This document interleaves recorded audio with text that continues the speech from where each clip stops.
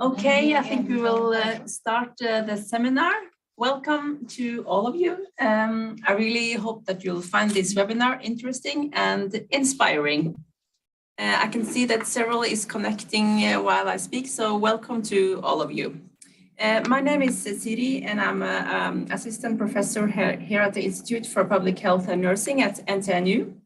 I will lead you through this seminar, which has the purpose to promote an understanding of cultural context within healthcare. I also hope that this webinar will inspire the sharing of knowledge between our two universities. This webinar is a product of longing for collaboration as we no longer could travel to visit each other or exchange students. So far, this webinar we have been inviting nursing students from different campuses at NTNU and students from URACCAN to make up the audience. By my side, there is Solveig, so maybe you also want to see some words, and I'll continue. Thank you, Siri. Good morning to URACCAN in Nicaragua, and good afternoon, Campus Gjøvik, Ålesund, and Trondheim, Norway. As Siri mentioned, my name is Solveig Ruth. I am head of Department of Public Health and Nursing, and since 2003, the nursing education in Trondheim had the pleasure of collaboration with URACCAN regarding education and knowledge exchange between the two knowledge institutions. NTNU and URACCAN have during these almost 20 years created a form of learning community. It soon emerged the need of focusing on mental health, and in 2012, we published a book, open access online, in Spanish called Nudos Mentales. Over 100 Norwegian nursing students from the nursing education in Trondheim have realized their last clinical practice in Nicaragua over these years. And we have several visits back and forth from lectures. This seminar is a product of this collaboration concerning the chosen topics. As you have noticed from the program in this webinar, the focus is mental health, concerning the different ethnic minorities in Nicaragua and Norway. Minority health has many similarities worldwide, and we need more knowledge about it to strengthen our quality in healthcare and in healthcare research and education. And this webinar we have today is like a pioneer. It's the first time we will do it. So we are all very excited here at Campus Trondheim. So thank you. And I think we will start the first presentation. Yes. You can, Renate, you can continue. Welcome to you, Renate. I think you will introduce yourself. Yeah, thank you for inviting me. My name is Renate Aspeli Simonsen. I'm working at Sami National Advisory Unit on Mental Health and Substance Use, also known as SANGS in Norway. My picture stopped. Do you see my picture? Or yes. Do you see it stopped? You froze, so maybe you should try to share one more time, Renate, and maybe we will. Yes, I think now it's good. So you have it in PDF, but that's yes. Also as we talked about earlier. Perfect.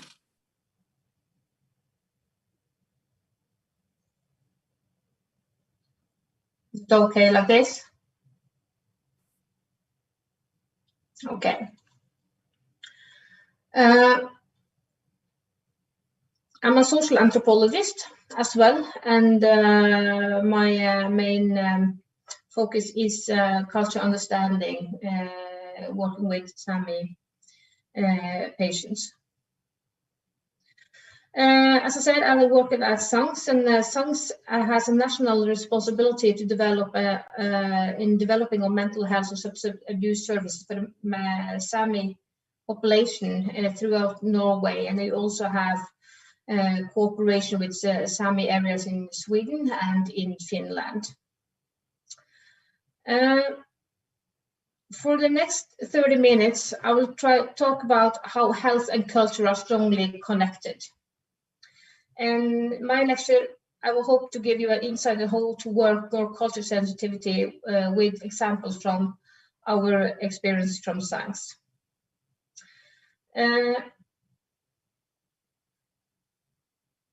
I'll start with this.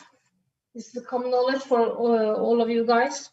The World Health Organization definition of health is that it's a state of complete physical, mental, and social well-being, and not merely the absence of disease or infirmity.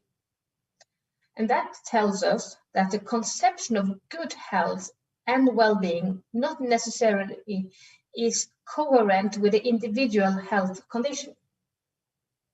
An understanding and conception of what is considered as illness and disease are influenced by culture.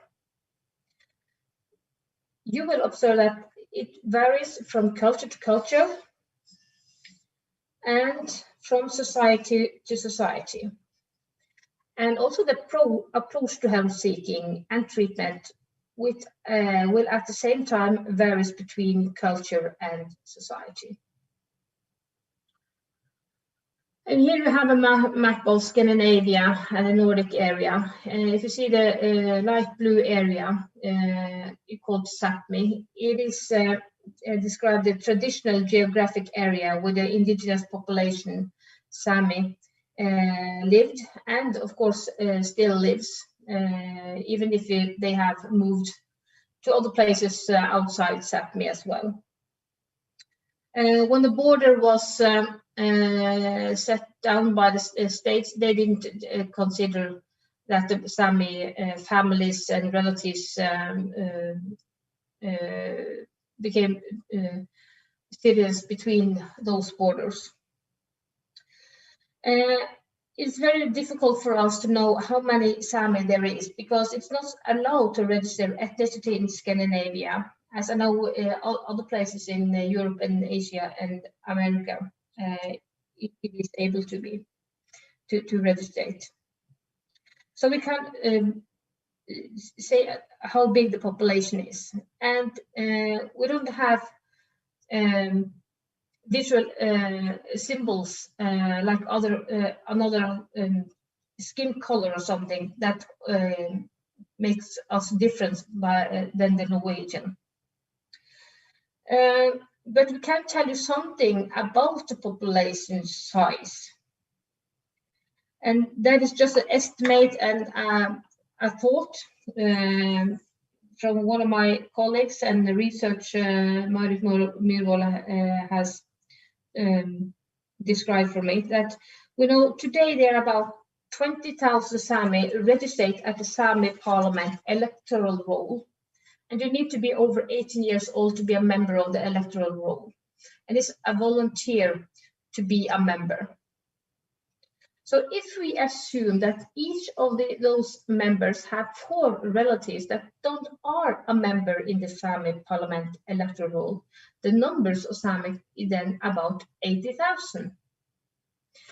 4 relatives is a very small number. You have siblings that is a young age, you have elderly Sami who doesn't want to stay in the electoral rolls. So the number is not just a fantasy. So if you say that it might be 80,000, that is only in Norway. You have the same in Sweden and Finland as well. In Russia, they do register ethnicity. So that indicates that the Sami all over can be much higher than 80,000 and so on. And one of the reasons that we don't know who the Sami or not Sami is that because of the long assimilation that other indigenous groups also have been through, many Sami stopped using the languages and learned the children only to speak Norwegian. But that doesn't mean that culture disappeared. In Norway, the Sami patients have rights. So you have to rights as patient that which have to consider that you are a minority, indigenous person. In the Act of Patient Rights 3.5, the information that has to be given to the patient. You have to consider its age, culture, gender, language. So they have the right to have the information in their own language. In the Norwegian Constitution, it says that the government has to make sure that the Sami population can develop their language and the culture in Norway. And also we have ratified ILO Convention 169 and the Article 25 that is special for the health development. And I know we also have ratified the newest indigenous the UN Declaration of Indigenous in 2007, I think. And you have the Act of Sami Languages that patients from Sami municipalities has that is Norwegian and Sami is equal, and you have the right to use their language in meeting with public institutions. And of course, you have the right to use an interpreter. But even if the rights are there, Sami still experience discrimination and lack of knowledge about culture, and there are very few healthcare workers which speak Sami even today. If you know, lots of knowledge about indigenous population, you know, as like a Sami, the way of a traditional way can be understood as a holistic worldview that the man and the spiritual, sacred, and nature are connected in a circle. The healers got the powers from God, and before Christianity, the powers came from the ancient gods. For example, to respect the nature, you need to respect and not destroy or hunt more than you need. In these environmental times, many should look at indigenous values. And the holistic worldview gives you tools for understanding and explanatory models for illness and symptoms. Illness should not be spoken loud of. You can give it more power. For example, from nurse and now researcher Ingrid Dagsvold's master thesis from some years back. Here's a quote from her. The patient was diagnosed with cancer, and one of the strategies to manage the disease was not to call it by the real name in her mother tongue, which was the Norse Sami. She used the Norwegianization word krefta instead of borestavda, and borestavda can be translated to disease that eats you up. And that is like cancer.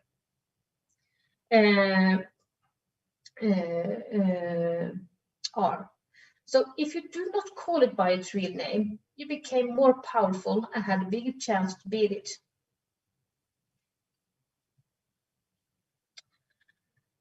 And conception of health and illness are also cultural knowledge.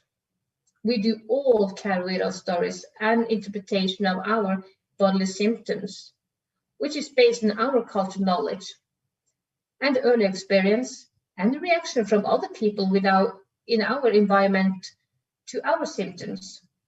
In that process, we make ourselves models of explanations, which are important foundation to our treatment-seeking behavior. And then you have presentation of symptoms. It's another important image of how culture affects on conception of illness and disease. We have all experienced and how we plan our visit to the GP. We think through our experience, our pain and symptoms for a GP to take us seriously and to get that treatment we think are the most effective based on our model of explanation and conception. Sometimes our explanation and conception and the GP explanation is not the same. And we also learned models of tolerance and coping and to find meaning with disorder and illness. And a third way which culture from disease and illness is how to legitimize disease and illness. If your illness is recognized and accepted as a disease, opens the possibility to get treatment and or other public benefits. At the same time, it's a great variation of what illness that is being acknowledged as a disease and give a rise to treatment and public benefits.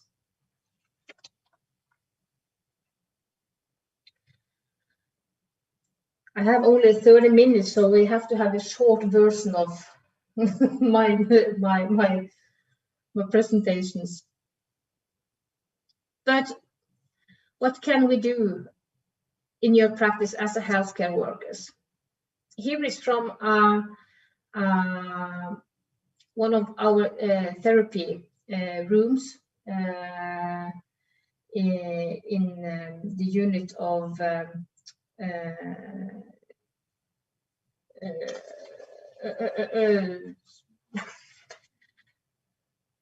child and adolescent psychiatric outpatient clinic.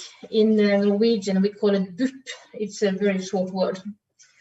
And here you have we have customized it into Sami culture and things is a symbol for Sami. He's a playroom for children. And the therapist can make observance at this room. You see, the rocking horse is not a normal rocking horse; it's a rocking reindeer. And you have the lavvo. Indians in North might recognize it as a tiki. But you have these cultural symbols in our rooms, so it makes it's not strange. You have something to connect and have some familiar when you come to us as a Sami. And even if you don't speak the Sami language, relationship and trust is very, very important. And also important of the context for a therapy.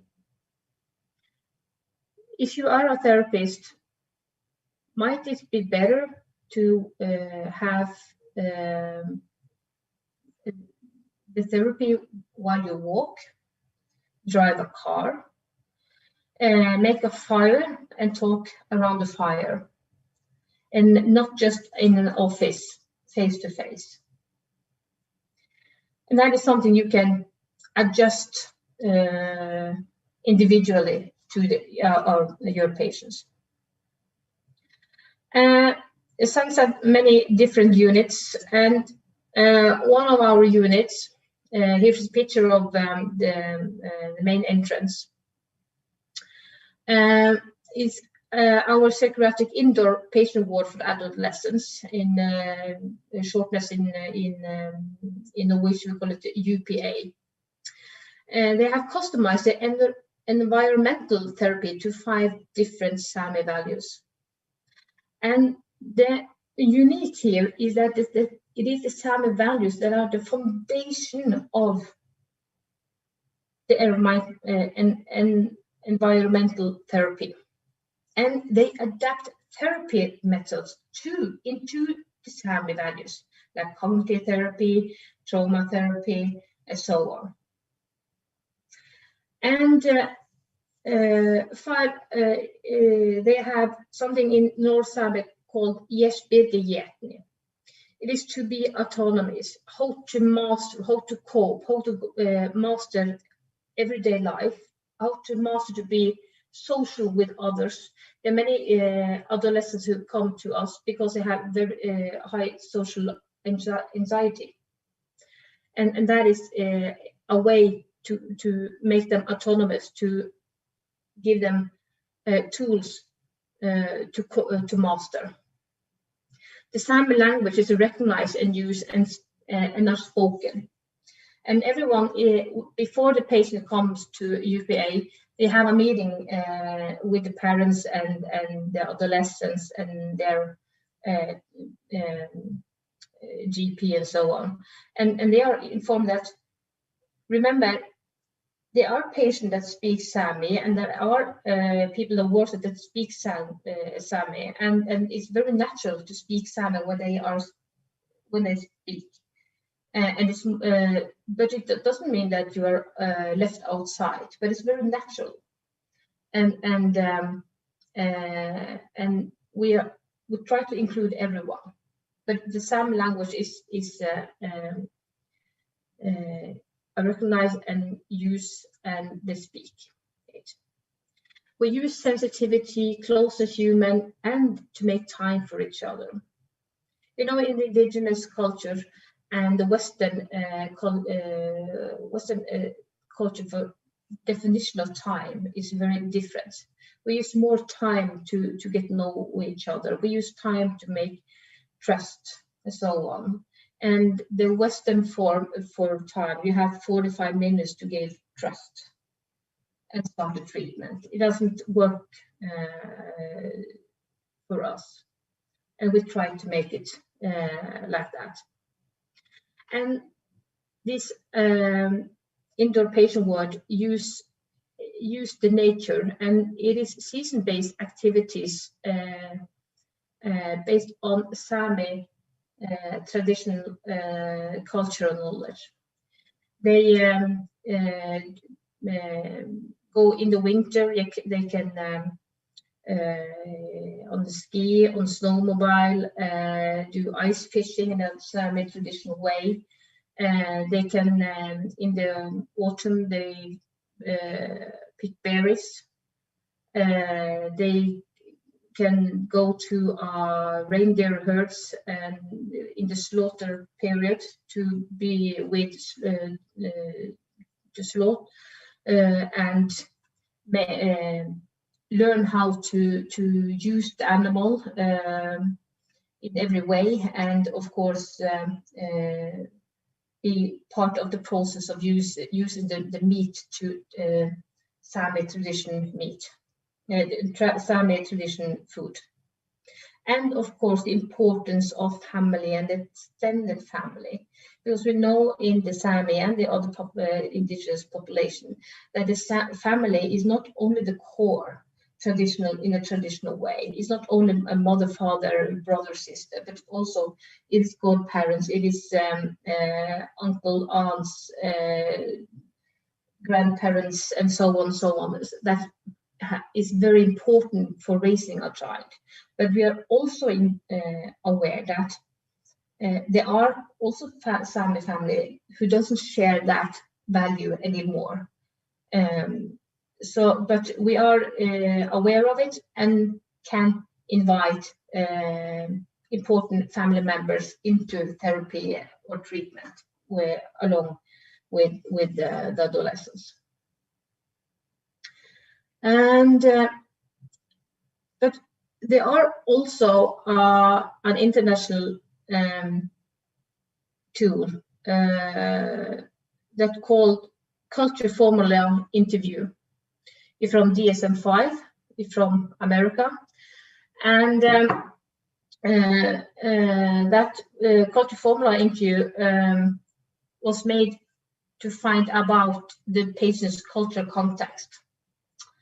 And it's from here's some points from our research done with Lawrence Kiermaier and several, that they see what did the healthcare people personnel what was their expectation for using the interview guide. And they were thinking they were trying to find the language, traditional rituals, beliefs, a little bit. So it's a symbol, not in the core of the culture. But what information did they get with culture-sensitive question? They get the information about the family values, the way of interact, the family structure, the social network. And that was a little bit different from what they have what expectation they had.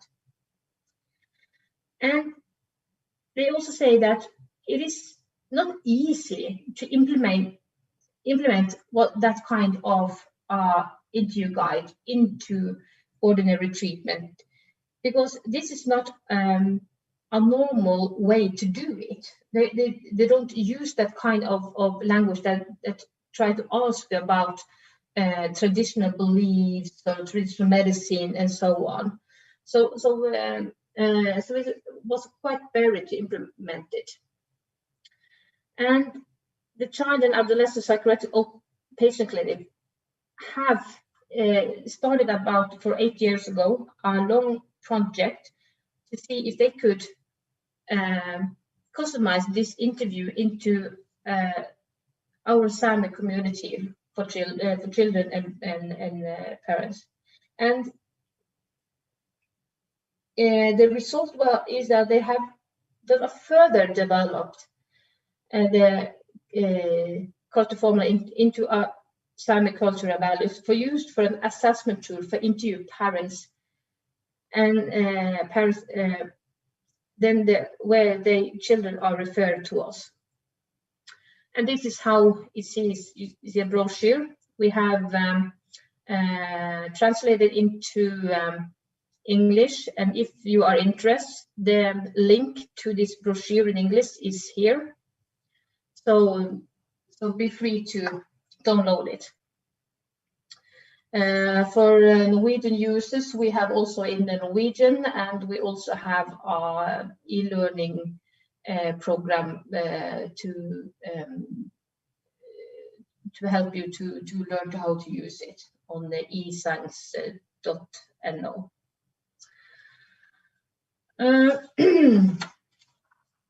Here's some headlines I have taken from the interview with the parents about the family culture context. And first of all, they try to find out the family description of the problem. And the purpose is to elicit how the parents themselves describe the problems, their experience of the degree of severity, their views of receiving help from child and adolescent psychiatric outpatient clinic. Not every parent thinks that is okay. And how they explain the problems to members of their social network. The reason behind this question is that patients and referring bodies may often have different opinion about the problems and the importance of referral. The other one is the family conception of the parents' explanation of the problems. This could be different to how others in the family, school, and local community perceive them. Some people feel that the problems are the result of something bad that has happened in their lives, that the problem has been inflicted by others, that they are due to physical disorder that runs in the family, or that there is spiritual or existential reason, etc. The explanations concerning reasons may have a cultural basis and may differ from the explanation provided the referring body in the referral letter. And then you have the culture factor of coping and help seeking. And the purpose is to elicit the parents' methods of coping with the problems. And different cultures have different coping mechanisms. This question explored previous as well as current attempts to get help. The access to health service, cultural and language barriers related to the contact with the health services, attitudes toward an expectation of the health services and perceived benefits, and the use of traditional healers or religious leaders. And of course, the importance of the family. And the purpose here is to examine the family structure, power relations within the family livelihood, and the family social network. Furthermore, it opens openness and taboos around mental health problems, the child's relationships with and attachment to others in the family, and the family resources. And the question about child rearing are essential in gaining and understanding a family's cultural norms and values. And finally, the parents are asked to reflect on their own upbringing compared with how they are raising their child. This can provide information about the aspect of their cultural traditional methods of child rearing that are still practiced and the extent to which new attitudes and practice has taken over. Because the culture is not something still is alive, is developing between cultures. And regarding indirect culture methods, in some culture, for example in Sami culture, indirect methods of communication are often used. Instead of telling a child directly what they should or should not do, parents might use indirect methods of regulation of their child's behavior. And from all the indigenous cultures, we know also that kind of methods is used, and also storytelling about stories that should make the child think about not to go to the river or how to behave. So the assessment tool also use tools like genogram and lingogram to find out about family language, family structure, social network, identity. They also try to find out about historical traumas, discrimination, and of course the patient-therapist relation, the culture communication. Do we have a good connection?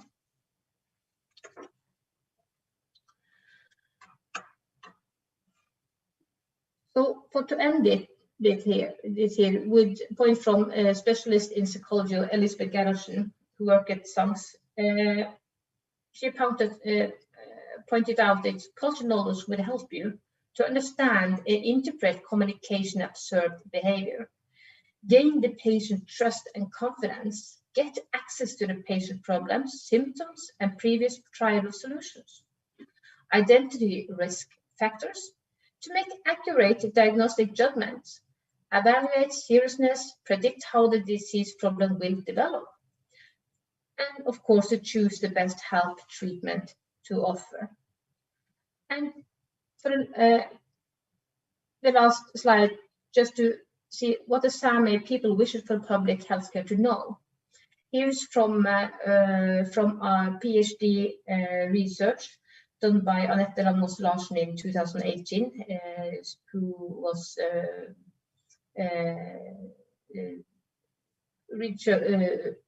did her research about using of traditional medicine among the Sami population and how that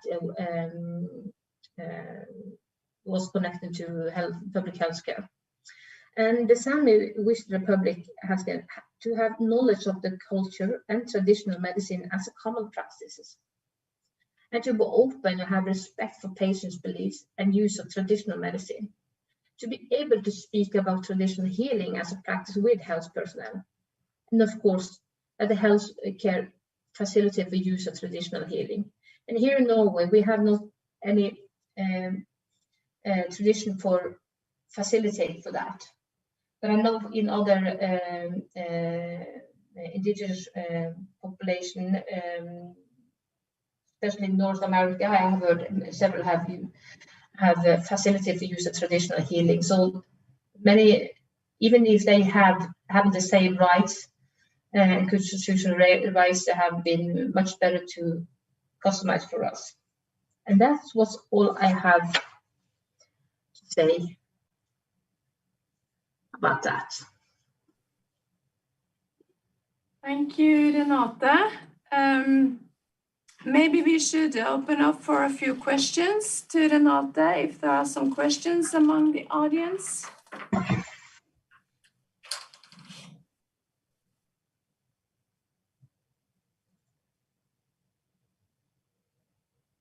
Okay, no questions.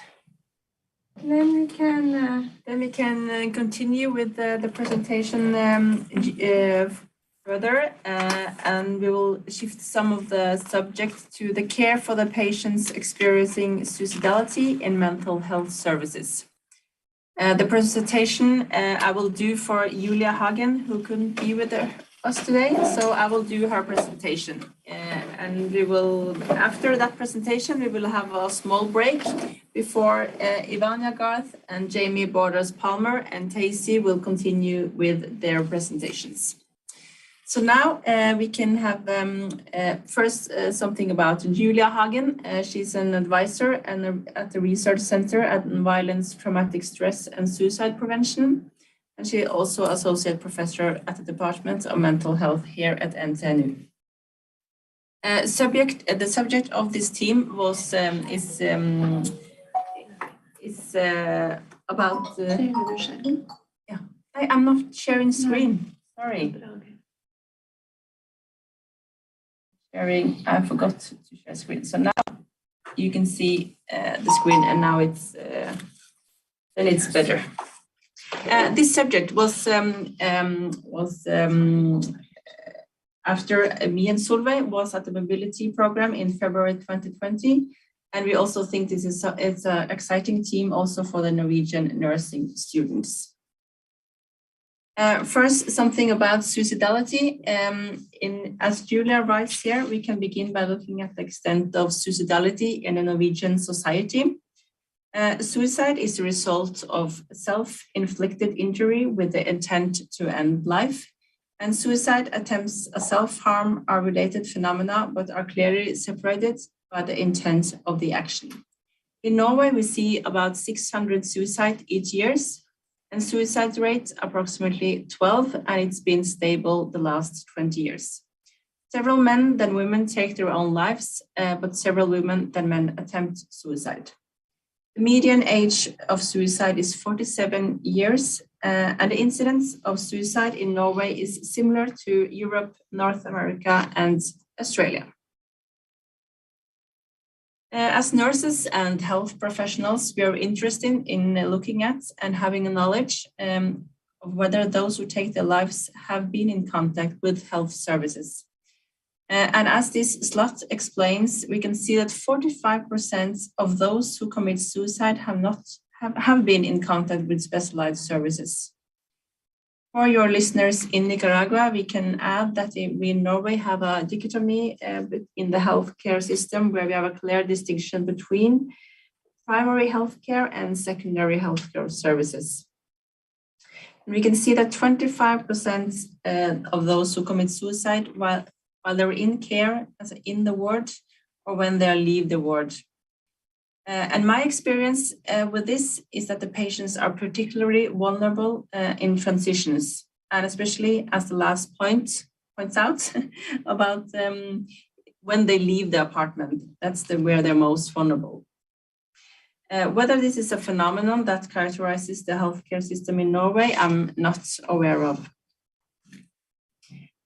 So the link between suicidality and the mental health services. In a large system that is healthcare, we are concerned with identifying why residents seek mental health care services. And we can see that 50% of initial mental health consultation are related to suicidality. And as we mentioned in the previous slide, as we can see, an increasing risk of suicide at hospitalization and after discharge. In this slide, Julia is asking a question about the suicide prevention in mental health care. What is the focus?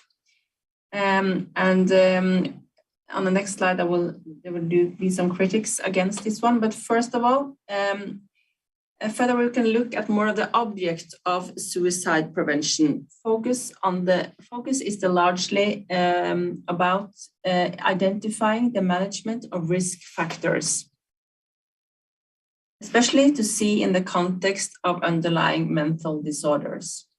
Classical risk factors in doing the suicide prevention is about if the patients have mental illnesses, if they have previous suicide attempts, and if they have recent changes in life situation, to name a few.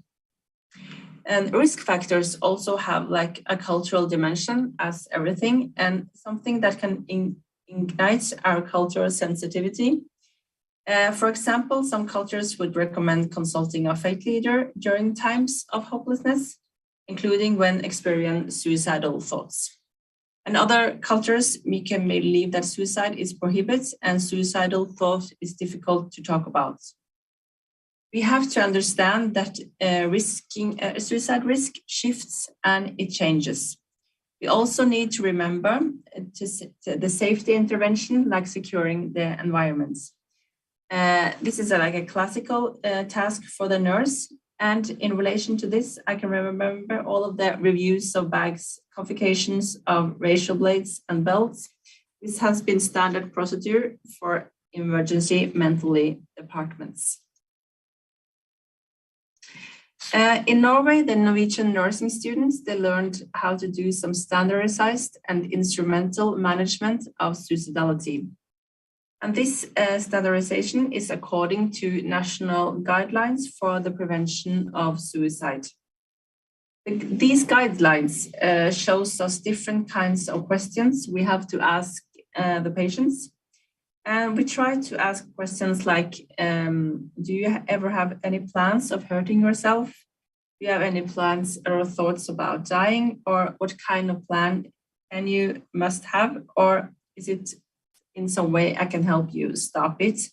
And what is your available methods? That like the standard questions that we need to ask. But as Julia in this presentation, she has made it underlies or emphasize there is a lot of risk factors, but in the last 15 years of research on risk factors, it has not led to more accurate risk assessments or reduction in the suicidal rates. So we need to look at another focus, and that's what Julia and her research team is trying to underline. Because a critical view of this focus of standardized and instrumentality in suicidal prevention and focus in treatment is too narrow, and it's too biomedical understanding of the suicidality.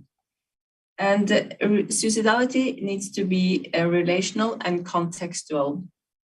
A biomedical psychiatric model is too narrow and contribute to other significant aspects related to the suicidality are obscured or remain. A critical view and this focus is if suicidality is too much individualized and medicalized.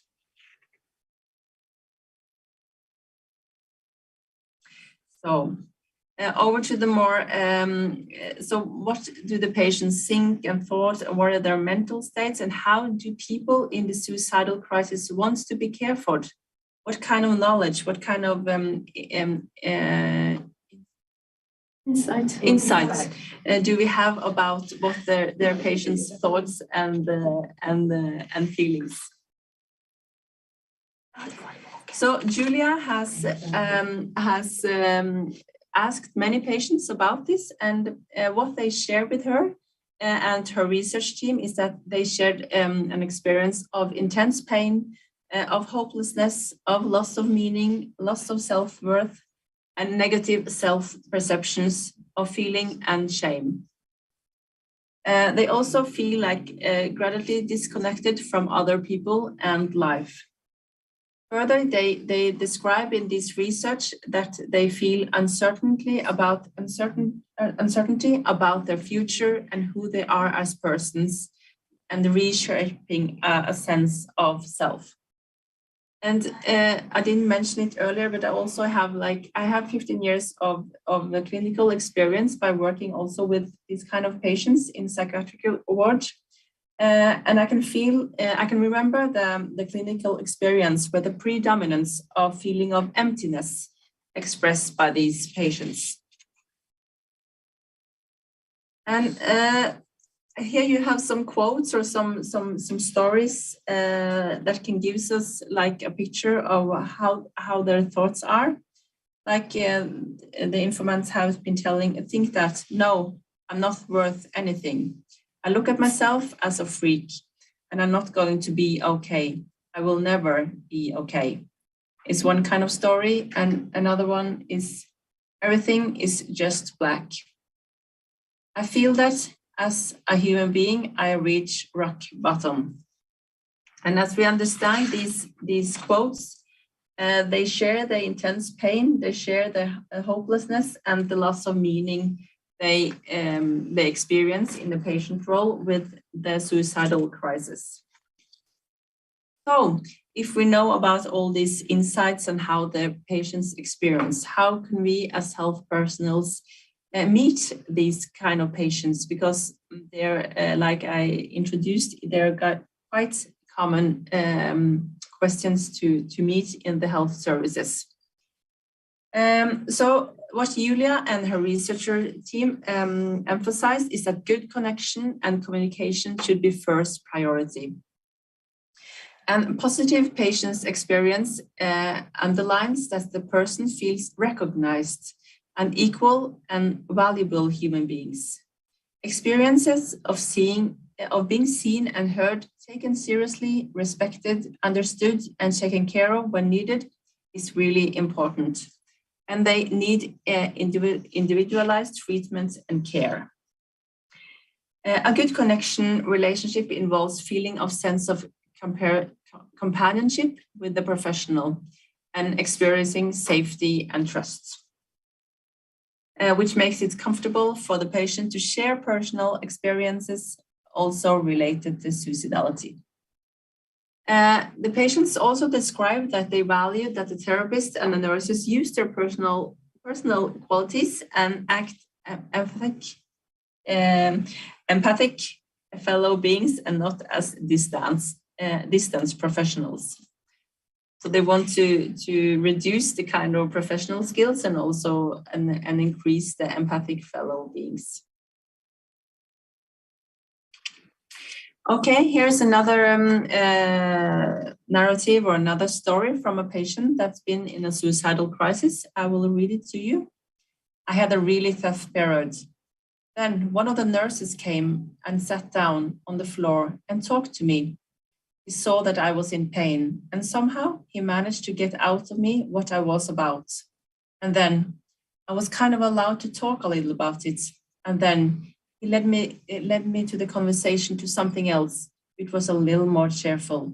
He made me talk about something else so that I got my head onto a different track. I think that was very nice. But also that he just was there, was calm, and it was a way sat on there on my level. He was in it, the pain together with me, and he stayed into as long as I needed it. Another expression from a patient, just being seen as a human being, really, not just being seen as a diagnosis, and just that they see us, the act, because just getting a little understanding and a little empathy, it can do so much.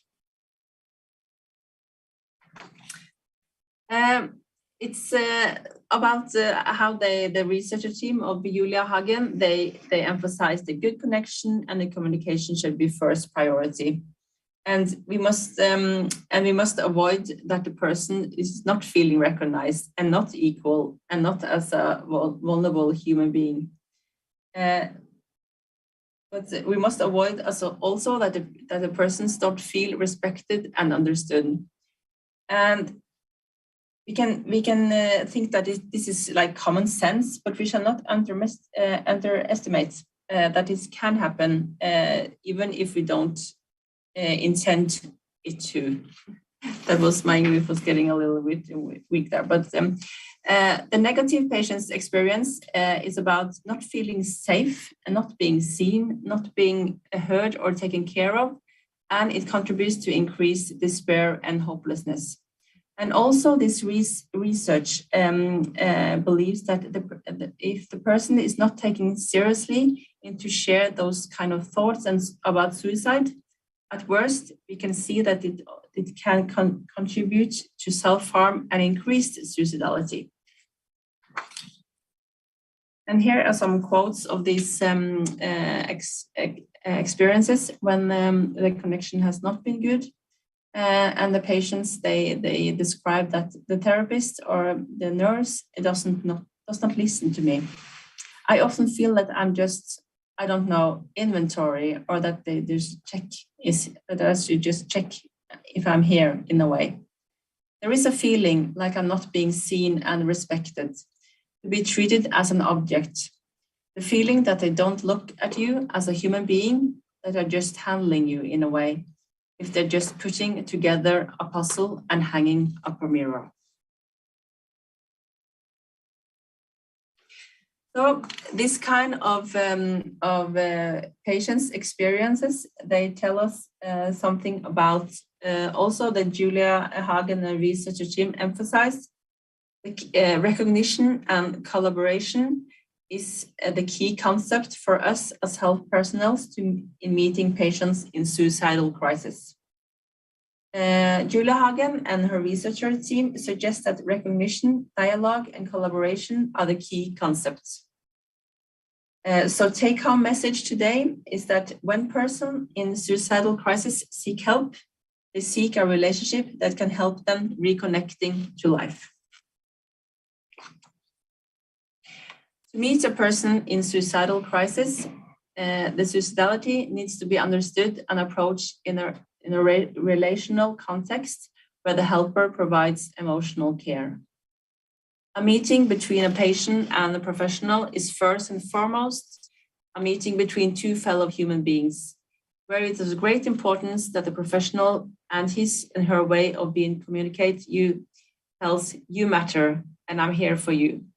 And those creates a relational and emotional space where the person feels valuable, recognized, and less alone.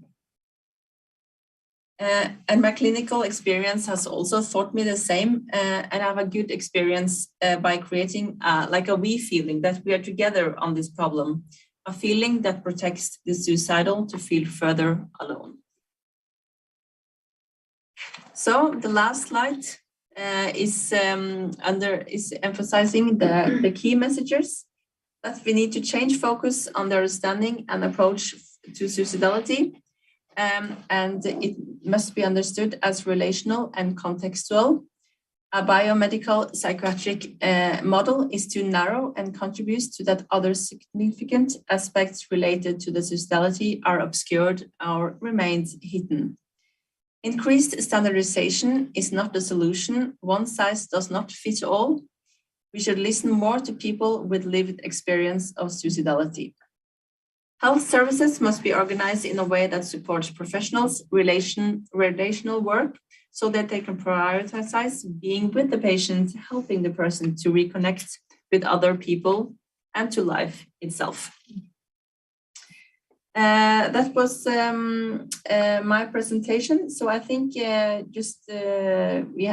there any questions?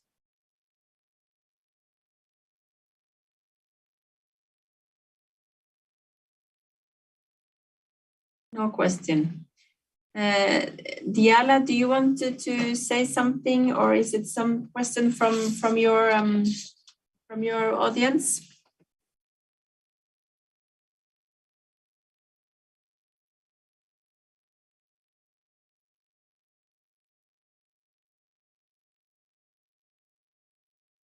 I think we'll have a break. And we'll have, I think we will go for, we can continue in 20 minutes. Like. In 10 minutes. So we will continue 5 past,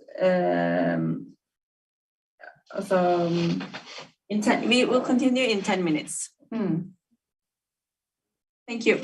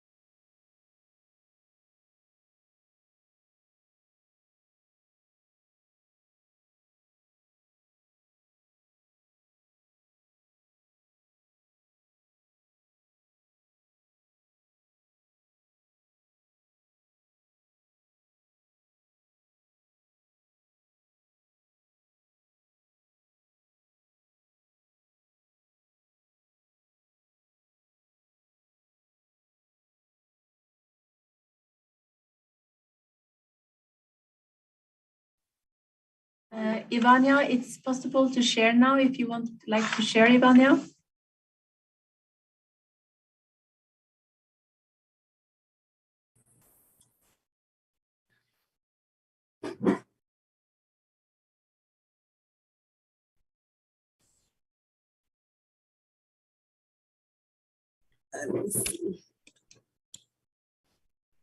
Yes, so good morning to all Nicaraguans and good evening to Norway.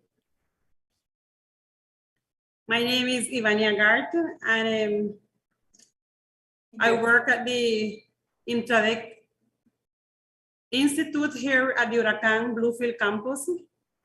I'm a nurse and I hold a master's degree in international social welfare and health policy done at the Oslo Met University. And I will be sharing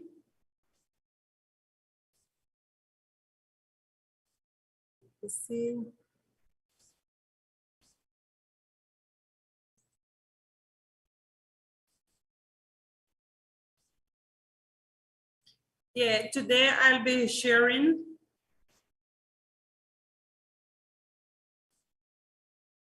with you role of traditional medicine within the Afro-descendant community of Nicaragua during COVID-19. Nicaragua is known as the largest country in Central America with a population of 6.71 million inhabitants, being female, where the female population represents 51%. 63.5% of the population are below 30 years, and life expectancy for men is 72 years, and for women, 77 years old. In Nicaragua, there are freedom and choices of religion. As well, education and health is free for all. It's a multi-ethnic country as it is represented by 6 ethnic groups. You have the Creole, Garifuna, Rama, Miskito, Ulua, and the Mestizos.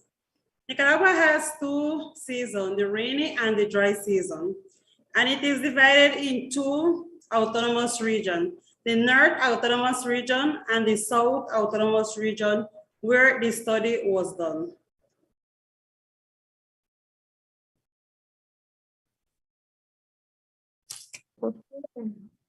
Over the years, various factors have contributed to the increase of emerging infectious disease, causing great human losses as well as a large cost of society.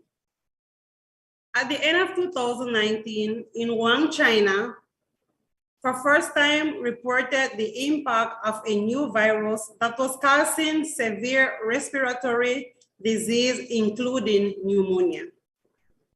As soon after, the new virus was considered by the World Health Organization as a public health emergency of international, national, and local concern, representing great challenges to people's physical and mental health.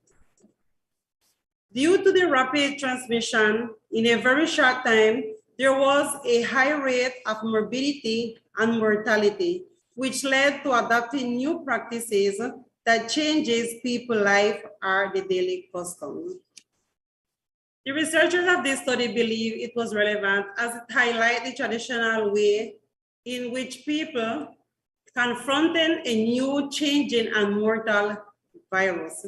As well, it was able to rescue some traditional healing practices, and it was, of course, would be consulted by other researchers or institutions interested in this topic.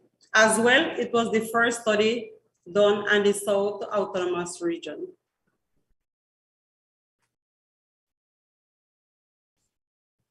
The general objective of this research was to systematize the experiences and practices of traditional medicine aimed to mitigate, heal, and prevent COVID-19 within the Afro-descendant community of Nicaragua. As specific objective, we have to identify the medical plans used to treat clinical manifestations related to this new virus, as well as to describe symptoms that were treated with medical plans and to learn how traditional medicine were prepared to manage or deal with the new COVID virus.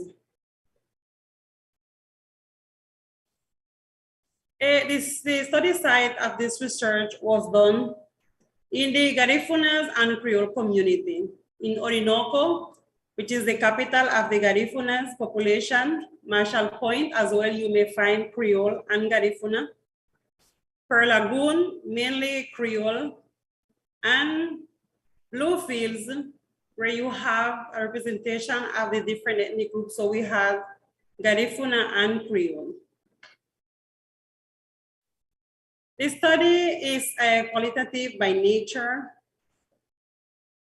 using the technique of interview and focus group discussion. The data analysis was to transcribe, codify, and interpret the findings. The participants were 55 female and male between the age of 18 to 78 years, being these traditional healers, communitarian, teachers, students, authority, and leaders of the different communities. As well as in our research, the ethical consideration was taken into account where participant integrity, right, and freedom to participate, as well as the informed consent. As part of the finding,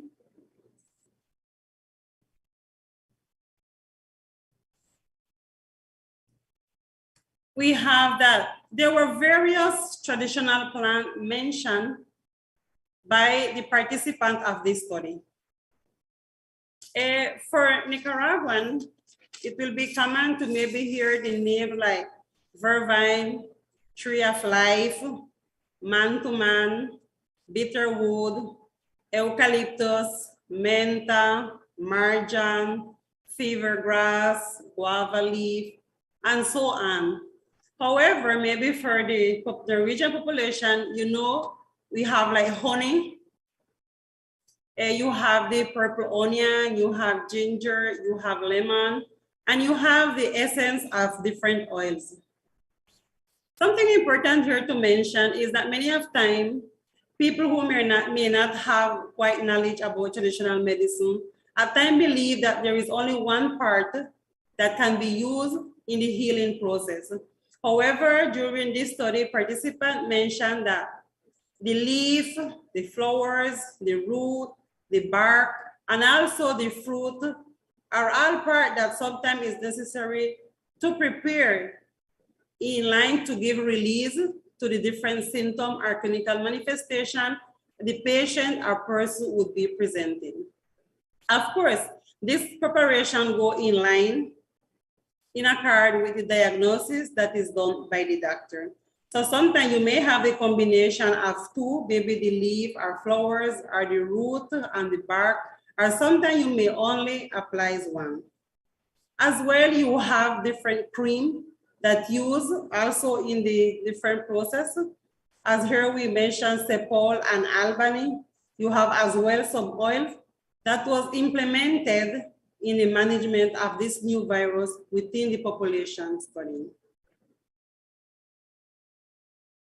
Some of the symptoms that were treated with medicinal plants during COVID, as we have the loss of taste and smell, fever, cough, flu, and sore throat, were considered as common symptoms. Most people would have been able to identify it at first moment because of these symptoms. However, there was other symptom that patient presented that was considered at a more chronic level or more severe symptom. And here we have, for example, pain in the stomach, pain in the chest, headache. And when they talk about headache, they said that many of time people would have classified headache in a common symptom. However, the headache caused by COVID virus wasn't any headache, but it was much more beyond than what people have experienced as a headache. You have general aching in the whole body, back pain, weakness or fatigue, inflamed lung, respiratory distress, unconsciousness or thoughtlessness. So based on the symptoms or clinical manifestation that these patients or people presented, also carried to the way in which the medication was going to be prepared. Here we have a picture or an image where the traditional healer is diagnosing the condition of the lung. He said that most of the time, when you have a direct contact with the person hand to hand, it allows you to feel and able to evaluate in a proper way the sensitiveness of the lung. Here, for example, he was looking to see if the lungs was swollen or you had any inflammation, if the person was breathing properly, and if there was any noise or any difficulties while the person breathed. Sometimes if the person can stand, he say it's a better way to evaluate this. However, if the person is presenting high fatigue or weakness, then you do it on the bed where the person would lay face down and he would have the access to the lung. So the main way in which these medicinal plants were prepared was tea. Tea is commonly used among our descendants, not only in time of diseases, but it's a way of daily living or is a practice of the daily life. Tea would be given in the breakfast and also at dinner. Of course, globalization and modernization have made some changes in this, but at least for the elderly, they continue to use this practice. Steam, many patients imply this treatment when there was nasal congestion, when the breathing was getting difficult, and they would prepare this different leaves in a pot of water, and after it began to boil, they would throw something over the head, a towel or a piece of cloth, so that this steam would go up and help them to release the mucus that was avoiding them to breathe properly. The syrup was mainly used for children below 5 years and the elderly one. And this is because most of the time, steam or the other process would not be able for children when they are too small. So then the main process for the children was the syrup. And one of the main medicinal process they mentioned was for example, you cut the purple onion into pieces, you cover it, and this would let go a juice, which would be the syrup. You would mix it with a little honey and you would give it to the child, and this would clean the lung, but also the respiratory problem, the mucus, and also help them to breathe properly. The bath was also prepared by many participants when there was a terrible fatigue, when there was a terrible weakness and they felt like, the body was too weak, then someone would prepare the bath for them. The bath as well is prepared of different leaves, and the temperature of the water it should be just lukewarm where the body could acquire it or deal with it. And after this bath, the person would perspire for a long time, helping them to eliminate whatever was inside. The other way of working the traditional plants was by massage. There was various experience shared, and people get like unconscious. They just they're laying down, but they didn't respond to anyone or in any way. And traditional healers had to prepare a massage done with the cream or the ointment I mentioned before. And this took a long while. Some of them mentioned that the patient took approximately 2 hours, 3 hours before they was able to respond. And some of them also mentioned that it take like the whole evening doing this massage, and also in a room that was very close up, and they also had like a heat. So this helped that the lungs, of course, would lose the mucus that was there accumulated air secretion, and this was able to help the patient release from the difficulties they were having. It is also important to mention that traditional or medicinal plants were not only used in a moment that these participants or people felt some symptom, but traditional plants were also used as a prophylactic to prevent the symptoms. People also mentioned that it may not at certain point prevent it, but at least if you had the medication in your body, it would work as a prophylaxis to prevent that the sickness would have carried you to serious condition.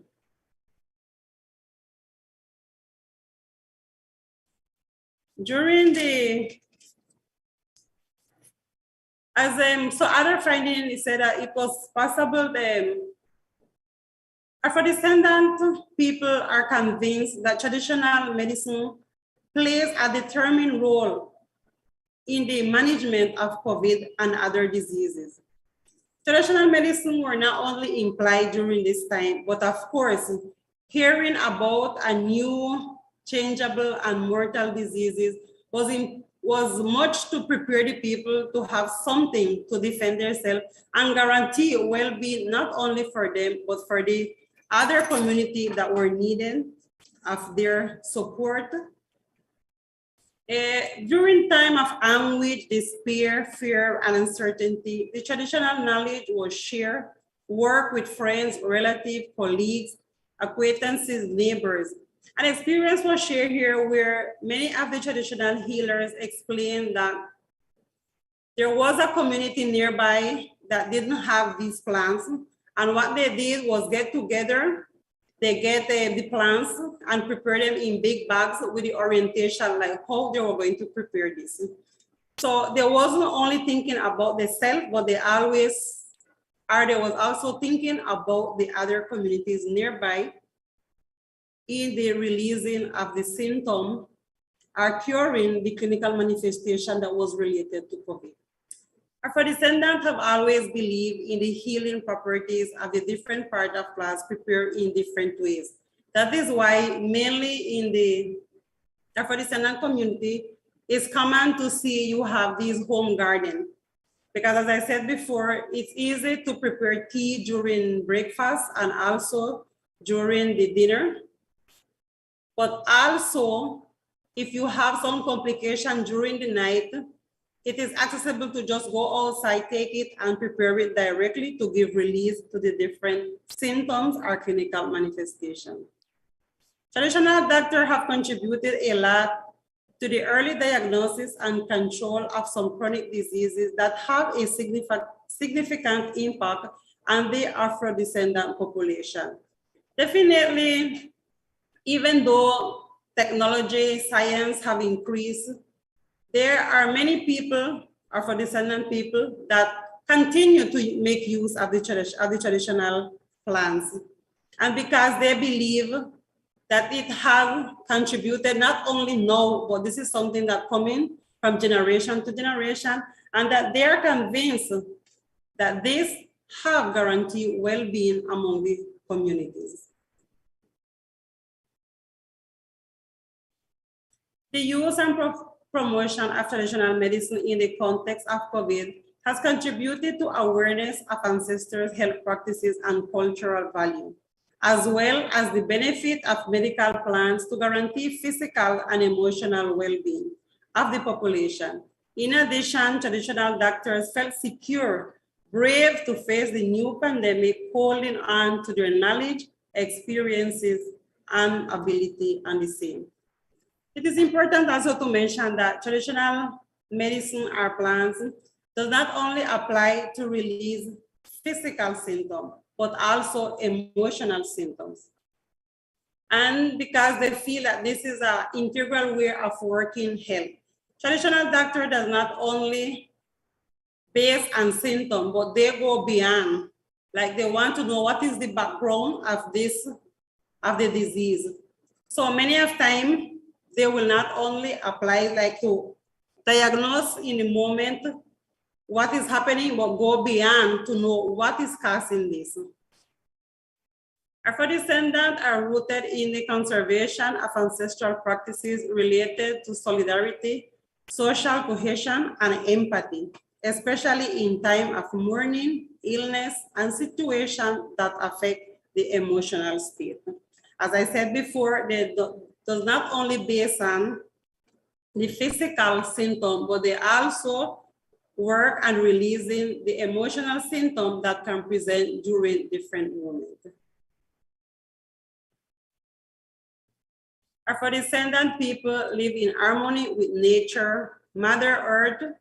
They share their traditional knowledge from generation to generation to guarantee the well-being of their people.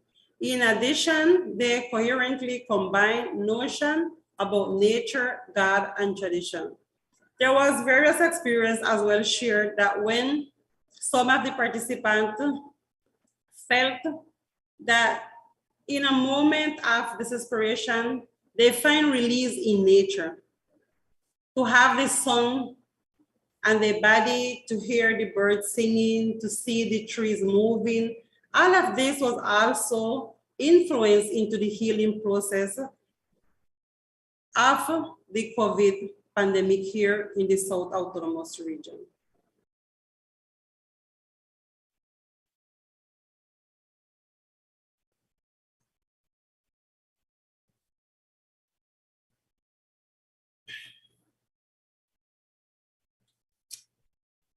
So I may at end say that, yes, Afro-descendant people believe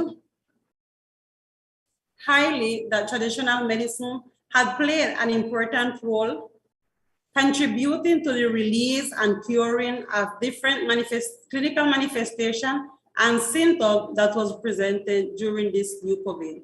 It was important as well to see and to know that although they didn't have any material or things to protect themselves, they was open and willing to share their knowledge, but also give the assistential part to their community as well as other community in the surrounding.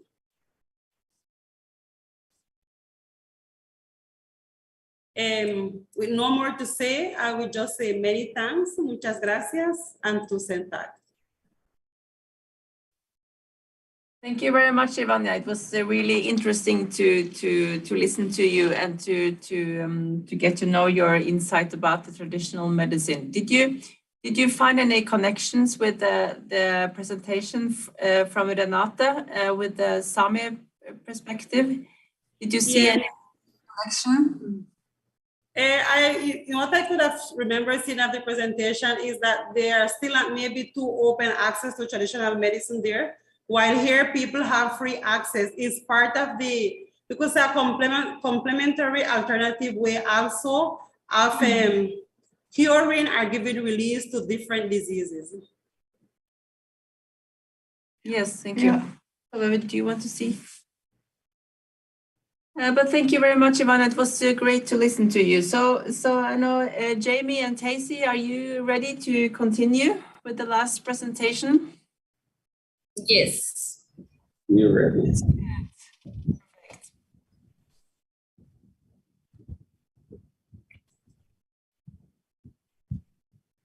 Perfect. La pantalla.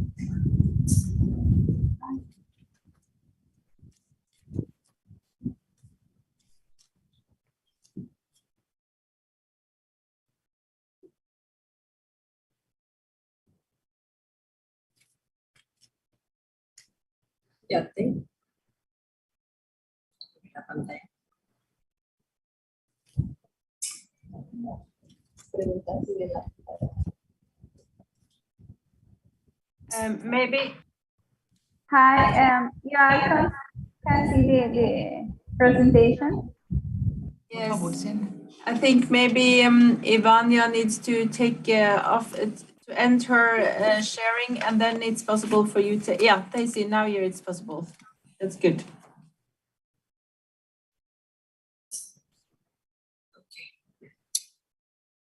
Ok, muy buenos días a todas y todos. En breve estaremos compartiendo con ustedes una investigación hecha por un grupo de docentes de la Universidad de las Regiones Autónomas de la Costa Caribe Nicaragüense, región norte. La presente está conformado por la licenciada María Isabel Bucardo, licenciada Ada Rodríguez Chow, licenciada Daisy Allen Amador y mi persona, Jamie Bordas. Como título nosotros tenemos Duelo en personas que han perdido seres queridos en contextos del coronavirus en Bilbo y Puerto Cabeza, región autónoma de la costa caribe nicaragüense. Cabe mencionar que este estudio es realizado haciendo uso de la metodología de investigación CRISAC. Es una metodología propia que la Universidad de las Regiones Autónomas está implementando, que consiste en obtener información de los pueblos y se usa la misma para beneficio y construcción de los diferentes procesos de saberes y conocimientos de los pueblos. Como introducción tenemos que durante el año 2020, este año resulta ser caótico para la humanidad, puesto que de forma inesperada surge una nueva enfermedad que cambia radicalmente nuestras vidas. Similar a ello, en la región autónoma de la costa caribe norte, habitada en su mayoría por pueblos originarios, existen grupos poblacionales que aún conservan sus culturas, tradiciones y diferentes prácticas, pero a la misma vez resultan ser pueblos que por sus particularidades sociales y económicas son más vulnerables ante este tipo de eventualidades. Como protección para estas personas, existe un marco jurídico amparado desde la Constitución Política de nuestro país, Nicaragua, que protege las diferentes prácticas y particularidades de los pueblos. A la misma vez también se considera que los pueblos tienen un vínculo muy especial con la espiritualidad, lo que nos permite gozar de ciertas prácticas propias para manifestar nuestros diferentes procesos, como lo es el duelo, misma que se vio alterada con la presencia del COVID-19, ya que se debían de seguir ciertos protocolos que impedían el cumplimiento de los rituales del duelo propios de los pueblos misquitos y los demás pueblos, ante la cual existe o surge una ventana que deja el espacio para que se desarrollen ciertas disfuncionalidades en las personas que han sufrido estas situaciones. Desde ahí surge nuestra motivación por realizar el presente estudio que busca o persigue obtener información de las personas que de forma directa han vivido esta situación y ser compartida de manera oportuna para que esto se vuelva una herramienta que ayude a los pueblos a sobrellevar este tipo de situaciones en diferentes momentos de su vida. Entre nuestros principales objetivos o propósitos vistos desde el CRISAC, tenemos que, como objetivo general, tenemos reconocer percepciones y sentimientos de las personas que han sufrido pérdidas en contextos del coronavirus en Bilbo y Puerto Cabeza. De manera específica, se persigue comprender las percepciones, conocer el vínculo que existe entre la espiritualidad y las percepciones de las personas, e indagar las principales necesidades vinculadas a la sanación emocional de las personas que han perdido seres queridos. En breve las dejaré con Daisy para que siga compartiéndoles un poco más de este estudio. Gracias.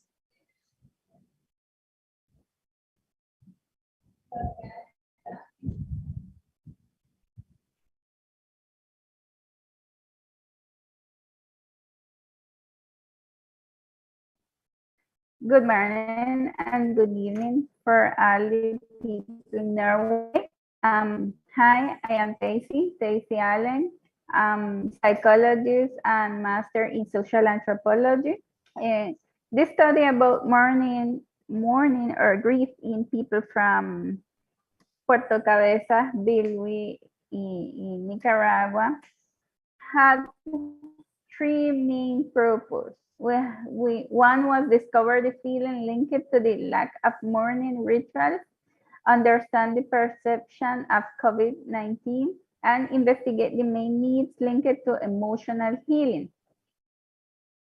Jamie was mentioning that we use a new way of make research. We call it cultivation and nurturing wisdom and knowledge.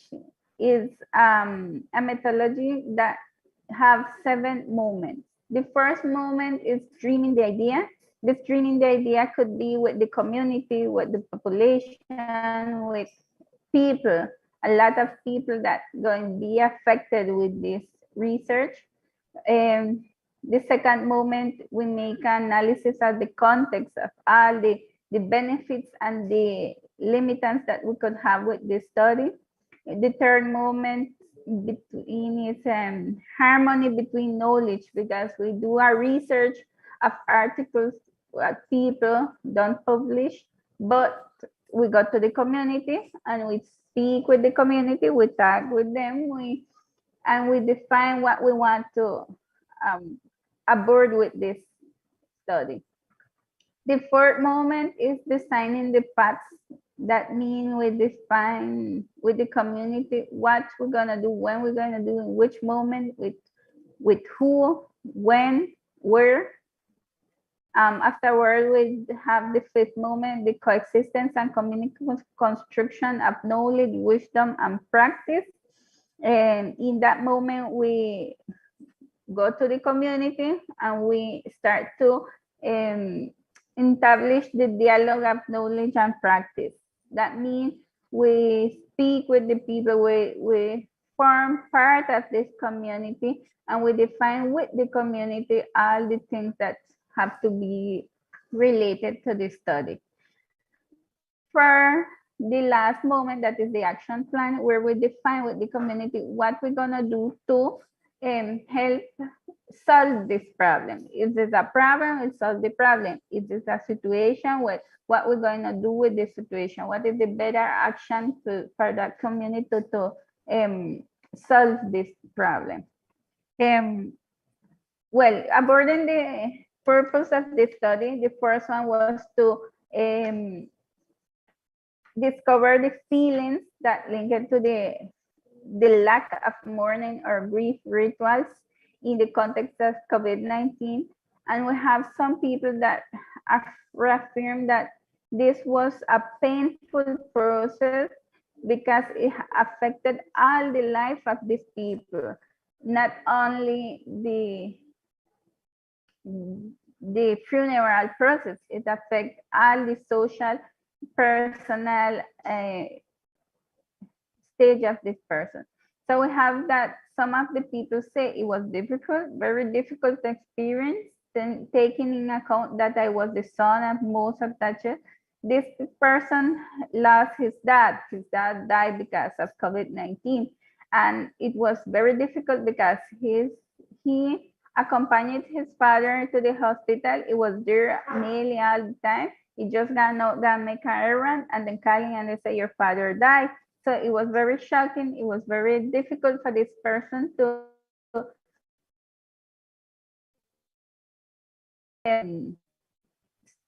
make the next step in this process. At the same time, have different experience from different people. We have people that didn't carry their family to the hospital because they used to thought that carrying to the hospital mean that you're going to die, that the person you're going to be isolated, you're going can't see him, you can't talk with him or care for him because the doctors and nurses will take care of him, and when he died, then the health system going to take care of the funeral, and that's it. You can't see him again. So it was very difficult. A lot of people decided to not carry their family to the hospital. Some people decided to isolate themselves. We have the case of this person. I was in La Esperanza, Rio Coco.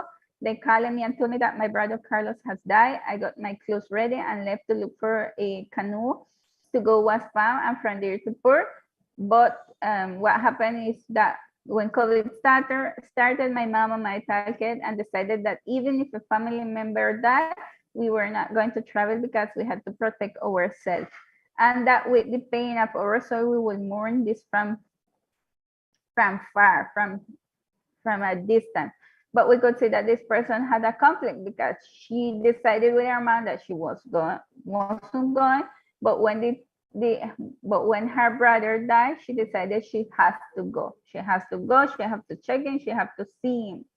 And then we have the next case that is about an who got sick and then treat her with traditional medicine, but it was too severe and she died. So we have different cases. We have cases where medical, traditional medicine, traditional ancestral medicine worked. The people get relief of the symptoms and get cured.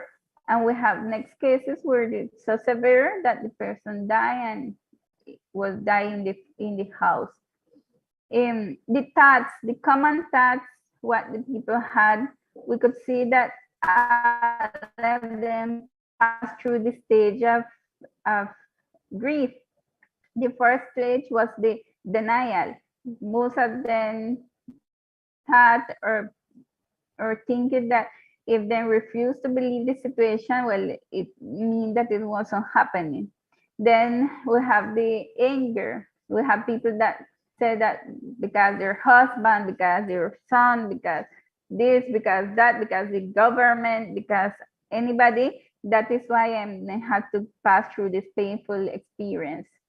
We have an example. This person said, I blame myself more than anything else as a physician. We have another person that start with the negotiation, and we say that, for example, this one, as I was crying, I was thinking of many things we could have done to help her that we didn't do, and maybe that would have saved my grandmother. We see that many people suffer a lot because they couldn't cure, they couldn't make the process of the mourning process, the grief, the 9 days, the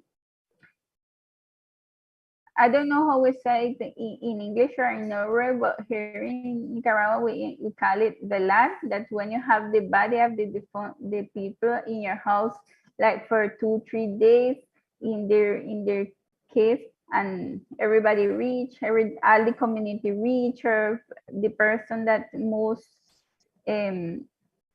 friends reach to check, to give you your mourning, to help you pass the grieving process, and then you carry this person to the cemetery and you make the funeral there. We have that much of them was the present, and afterward we have the acceptance. We have, for example, this person that say, after giving the news to my mother, I took courage because I started to think that I am alone in this, and so I said to myself, take courage, you can see your mother, because at that moment I won't have her support to prepare things for the funeral, and I dedicate myself mostly to the funeral arrangement. Feelings, which was the feeling that most of people experience? We have shock, disbelief, or denial. We have person that use insensitivity, extreme sadness, despair, longing, anger, resignation. And some of the example of that is these segments that say, I felt too much sadness, like I was dying. I thought I was dying from the pain. I felt that my stomach was very big pain, and it's still there. So this person, when we interviewed her, she was in pain, and that happened at like one year back. What people thought about COVID? Well, we have different thoughts about it. We have one definition very important, and that is that for people, most indigenous people, perception is the way that they believe that things will happen based on what they already experienced. So much people was starting that this COVID was something similar to sickness that happened in the 1970s were was particularly similar, the symptoms. So most of them said, well, it's not something so serious, we could treat it, we don't treat it. Some other thought it was like something that the states, the governments make to affect the indigenous population. Some thought that it was something normal, like a cough, like the flu.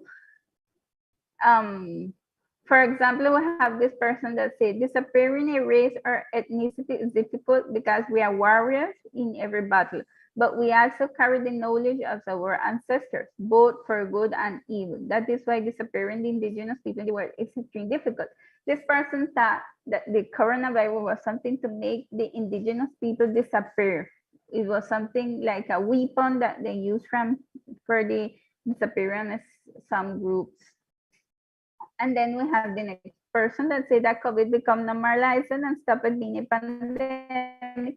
It's already become part of our life worldwide. It has become a common cold, but nothing much stronger. Continue with this thread, we see that it's important to point out that this COVID come and transform the dynamics of relationship and lifestyles of the people. We used to be people, well, we still do it. We used to be people that like to get close, like to get contact, to touch the people, to give a hug, to give a kiss, to sit down near the person. And with the COVID, we had to put some distance. We have to have house, how you name it? When you then send you to your house and you can't come out, you can't go, you can't do nothing. But after that, when the traditional ancestral medicine you start to work and we see that it could help you, we return to them things. We start again to visit the people and hug them and everything. So example of this we have, now I am seeing that in our country there are very poor families can't even buy a pill. The wait is going to be very long. Another person said, I think that we should take preventive measures, drink tea, mask, we should comply with everything. So most of the people decided that we have to take the precautions, but we still could do something that we used to do. We have that regarding the family ties, we could say that it had raised awareness of the special role played by older adults in the home, since they are when it started, well, adult people were the most affected. So all of the population start to think, oh, my grandfather could die or my grandmother could die, and start to raise like the role that this person had in the life of the family along the home. We have, for example, that I was more afraid because I had my grandmother, my mother, my father at that time, and I was really scared, and I even thought about leaving the house as not to infect them. Because most of the young people thought that if their father, grandmother, or grandfather died because of COVID, it was because them didn't take the care necessary, and this person carried the virus and get sick and he died. So it was like a very, very conflicted situation in the young population, at least. How we could heal the emotional problem. We do have a lot of problem after the COVID and after the loss of the grieving process, because most of the persons had guilt, had anger, have depression, because they couldn't have a way to process this, to let go of the death. We have for example, that the person number 4 said, I think no one, this disease came and I thought we prayed to God, my sister could not live. no one, I guess we questioned it for a while, who was the one who irresponsibly approached my grandmother, but nowadays no one is no longer necessary to blame each other. Most of the families start conflict because we blame each other, because you got to work, because you got to study, because you got to see your girlfriend, and my grandmother died or my grandfather died.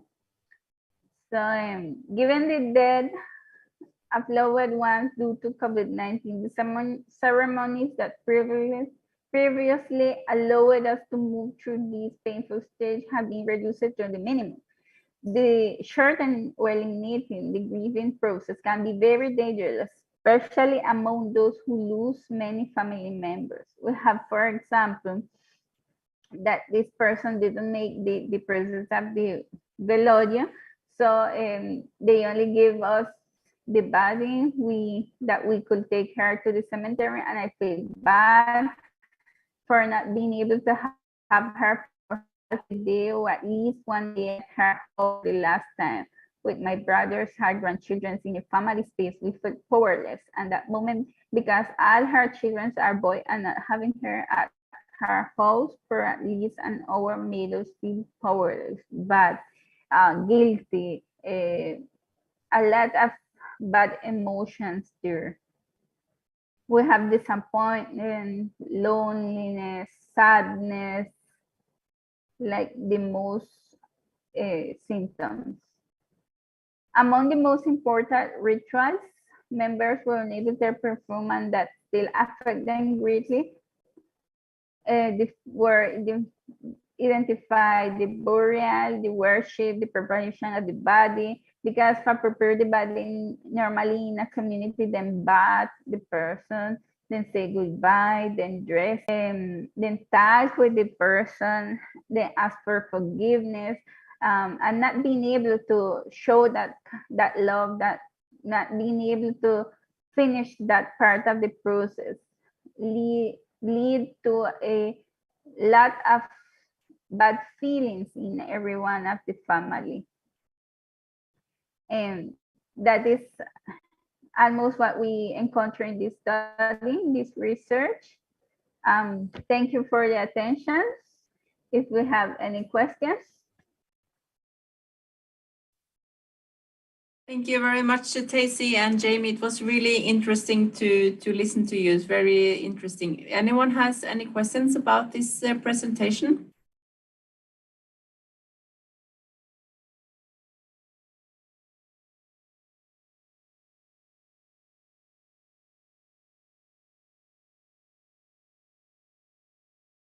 It's really interesting to listen to all the cultural dimensions that you can find in these grief processes, and we also can see a lot of connection also with the things that we have been talking about in the Norwegian society due to the grief processes that has been delivered here.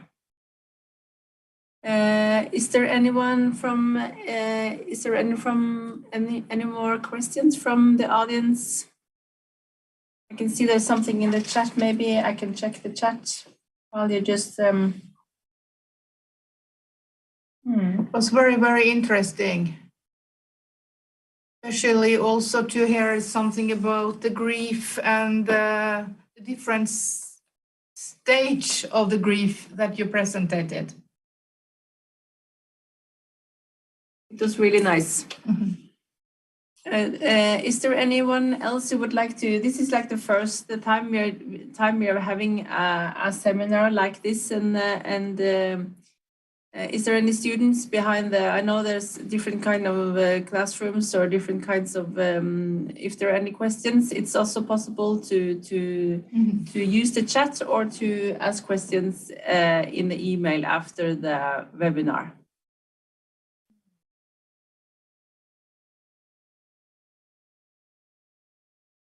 But maybe, is there any comments? Should we do this more often? Should we try to do this again at a later time? And with now we have tried it once, maybe we can do it again. I would like that. I think it was really nice. So thank you, Renate. Was there a comment? I would just like to embrace the opportunity to give thanks to the lecturers for sharing the results of their research and such relevant themes that were shared with us. And to you, as URACCAN, we are always willing to coordinate our academic activities such as this webinar, and we are looking forward to do so in the near future. Yes. Thank you. Yes. Thank you, Diala. And I also know that there has been comments about sharing the presentation. So I have all the 4 presentations. I can send them to you, Diala, and you can send it further to the persons of interest of the presentation. So it's possible to get them. Yeah. Okay, And I can do the same, because there's some lectures also here in the room with me and Tove now. Also was interesting in the presentations. Okay. Hello. Yeah. Some comments from Yeah. Welcome. Yeah. Not the comments, but I really appreciate the presentation today. Can you hear me? Yes. Yeah. I really appreciate. Muchas gracias, because I'm kind of start research in Nicaragua. Also, I used to live and work in Nicaragua, so it's very interesting to hear from you. From the, I used to work in the Pacific region, not the Atlantic, but it's very interesting to hear. So thank you so much, and I'd like to have more opportunity to join this kind of seminar. Muchísimas gracias. Saludos de Norge, a Nicaragua. Thank you. And thank you to Renate and Turid. Are you also being connected for the thanks collaboration? It's not hearing at the moment. No. Yeah, that's okay. Thank you for the comment, Shihu. That was really nice. And thank you, Diala, and thank you, everyone. And I think maybe we can. It's evening here in Norway now, and you have some hours left during your working day. I see. So I will just say thank you for everyone for joining the webinar, and we will hope we'll soon do it again. Have a nice further working day. Yes, have a nice day. Thank you, and thank you for the invitation. Very nice. Thank you. Thank you, everyone.